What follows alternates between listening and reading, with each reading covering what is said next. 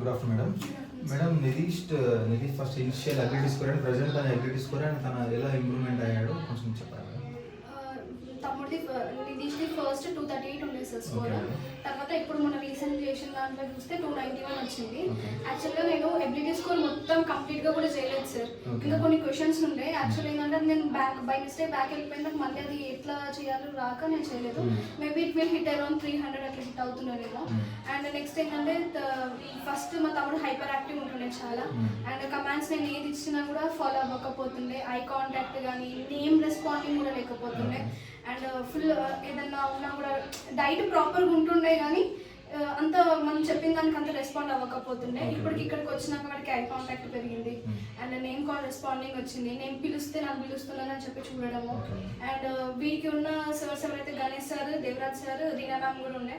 And Raj sir speech therapist ఉండే. ఒక్కొక్క దాంట్లో చూసుకుంటే దేవరాజ్ సార్ తోటి వీడు చాలా ఇంప్రూవ్ అయ్యారు సార్ హైపర్ దాంట్లో. అండ్ గణేష్ సార్ కలరింగ్ అంటే కలర్స్ నేర్పించడం, ఇప్పుడు ఐడెంటిఫై చేస్తున్నాడు. రాజ్ సార్ కూడా ఐడెంటిఫికేషన్ చూపించిండు. ఒక దగ్గర ఒక 40 ఐటమ్స్ పెడితే మనకు 40 ఐటమ్స్ వీడు చెప్తున్నాడు. మేబీ ఒకరు చెప్పి ఇంకొకరు చెప్పకపోయినా అన్ఈజీ వల్ల, కానీ చూపిస్తే మాత్రం చేస్తున్నాడు. మ్యాచింగ్ కూడా చేస్తున్నాడు. ముందు ప్రాంప్టింగ్ స్టేజ్లో ఉంటుంది, ఇప్పుడు ఇమిటేషన్ చేస్తున్నాడు. సార్ చెప్పినప్పుడు కాకుండా ఇంట్లోకి వెళ్ళి నేను సపోజ్ ఏదైనా యాక్షన్ చూపించాను అనుకోండి, యాక్షన్ ఇమిటేట్ చేస్తున్నాడు.